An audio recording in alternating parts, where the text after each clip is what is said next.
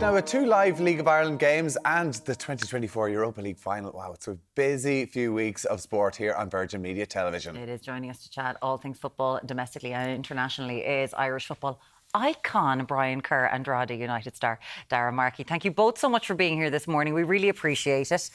Brian, let's talk about you first, because you've been involved in League of Ireland for years, having started with your beloved St. Pat's. These days, you've got increased attendances at matches for the lads and the women as well. You've got it on the television. There's been a huge sea change in interest in League of Ireland.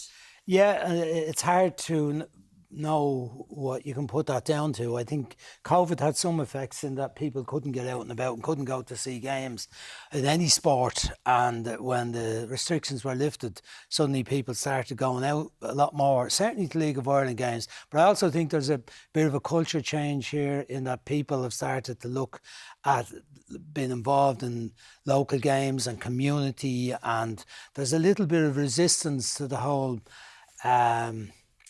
madness around the Premier League and the money and the costs. It's relatable, I think. It's the local leagues. Like, the Premier League's not relatable anymore, I don't think. Oh, and the personalities aren't. No. They're out, they're in a bubble that's away from real life, whereas players playing the League of Ireland are about, and people see them living normal lives and driving normal cars, and some cases have very normal jobs in the daytime as well as playing football. And he's talking about you, Darragh. Is that what he's doing? Fellas like him and other fellas, but there's been a massive kind of a cult thing, I think, about going to games now again, and there's a great kind of warmth in the stadium of people being at an event that's worth going to. Yeah. Not necessarily about the quality of the football. It's more about the event and being out and letting go maybe at the players, the referee, the manager, wherever it is.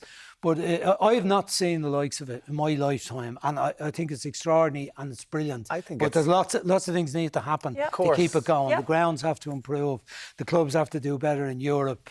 The facilities for the public, for the people going, for women and girls particularly, need to improve. But there's an effort being made on that, but it needs massive investment to keep it going or for to improve it. But it's a great time for the league in many ways. I see a lot of people taking their kids along as well, because to afford to take your kids along to a match in the Premier League is just so expensive. But to go to a match in First Division, and the crowds are brilliant. Like, you've played with St. Pat's, were you there 5 years now with Drogheda?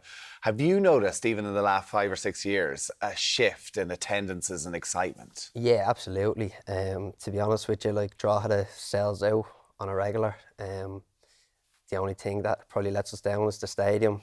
Just needs a bit of a revamp. I know that there's new owners there who plan on that.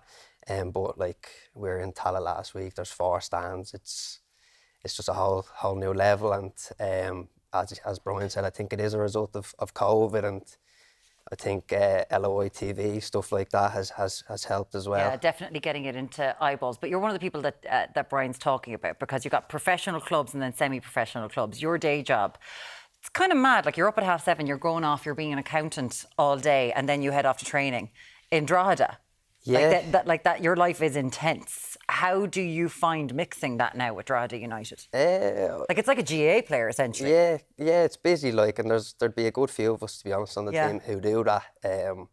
So yeah, I'd leave the house about probably 8 o'clock every day and back probably 8:30 most evenings. But I suppose we just enjoy it. Like, we do it because we enjoy the game, and we don't see it as a chore, I suppose, going from work at 3:30 up to Drogheda. It's just because we enjoy it, and there's a good few of us on the team who do it, and as I said, it's just because we love the game. It's fantastic that homegrown football is on the rise. I think it needs it, Brian. Like, with the national team and everything that's going on, there's certainly a lull in the last while, and there's a craving to see the national team back at the top level again. Listen. That was a sigh and well, listen, there's a huge amount of work. Like, because they don't have the CEO, they don't have a head coach. Like, it looks from the outside in a bit of disarray. Like, what do you think needs to be done to try and get the Republic of Ireland team back on the map again? Well, the first thing is you need to get a manager in place who is But is this not becoming a bit farcical now? It's taken so long. Well, it's very frustrating for everybody and the people who are trying to do the recruitment, Mark Hanneman in particular.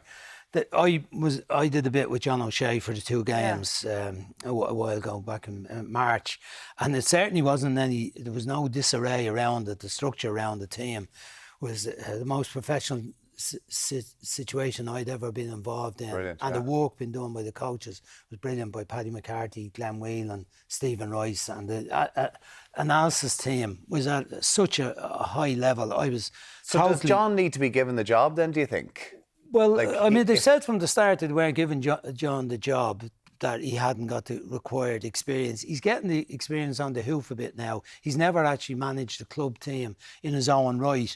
It may end up, if they do well in the next 2 games, that John may end up getting the job. But there's obviously an intention to give the job to somebody else who hasn't been available or who isn't available, or they intend to give it to somebody else who dropped out of availability. Yes. So it's been very frustrating. But that is the first thing. The chief executive doesn't really affect the results of the national team. There's lots of other things need to happen that are going to improve the results of the national team. The first thing is the manager. Then you've a heap of other things need to be done over a period of time, like improvements in the League of Ireland, like investment in the academy. That's what the chief executive does. I mean, he's got to generate money. He's got to help the commercial end. Players like Ambazuna, Keevan Kelleher, like all these people coming from League of Ireland, like the people feeding through going over to the Premier League. It used to be the other way. So we need to start. When they all went over when they were 15, 16, a lot of players, not those particular 2, but we relied on the British system to develop our players. We cannot rely on that anymore. And that's the problem now. The clubs have the responsibility here to develop players to the level to be competitive at international level. But are they not always going to be taken if they're but in any way good? They're not been taken because of Brexit. Some have started to drift to Italy in particular. There's a few players have gone to Italy. Otherwise, the players are having to wait till they're 18 years of age to go. See someone like Sam Curtis going at 18 and they go and he's broken into Sheffield United, played at the weekend, but that's a rare thing. We've got to improve the standards. We've got to improve the numbers of coaches, full-time coaches that are available to work with the young players. The equivalent of what they would have been getting when they were going to England when they were 15, 16, developing the strength and conditioning side of it, the technical, tactical side of it. They're starting too late by going into the League of Ireland at 14, 15, 16 on a part-time basis, going to school. We're not going to develop players. Everyone else is moving on. We're not going to develop players quickly enough to compete with everyone else in Europe or the world. Professional players like John O'Shea back in the system, Damien Duff, potentially Stephen Kenny, it looks like he might be picking up a job in League of Ireland as well. So having those ex-pros, Darragh, do you think it's important to try and rise the level of it? Yeah, I think so, yeah. I mean... But your own manager played, he was a full-time player in England at Liverpool. He played in my underage teams, Kevin Doherty. Yeah, great lad. Yeah. That expertise is there. Yeah, Kevin he hasn't got a full-time team to work with. The lads are still doing what he's doing at Drogheda. There's not enough people who are in a full-time basis with full-time structures and back up the sports science side of it, and the backup of a professional setup isn't there. But that's where you said enough. The CEO, it's not important. It's the CEO who has to bring the money in to get those people. But it's not important in terms of results in the short term. Like the CEO of IRFU didn't make any difference the number of tries you scored. He had no influence. Because he brought the sponsors in who was able to give us the coaching to bring us through the system. Yeah, but on a month-to-month basis, it didn't affect your game. I want to do a rugby football crossover. Can we have a new show, please, Virgin Media? Listen, exactly. I mean, from your point of view, Darragh, like it's an exciting time to be a part of football in Ireland, though, at the minute. Yeah, absolutely. Yeah, and even at Drogheda in particular, like we've recently just got new investors in the late last year, like so. I think it's a similar case in a lot of clubs around the league at the moment. And just to remember, you know, the women got to the World Cup, whatever about the things that were going on there. You're going to the Bows versus Palestine match tonight.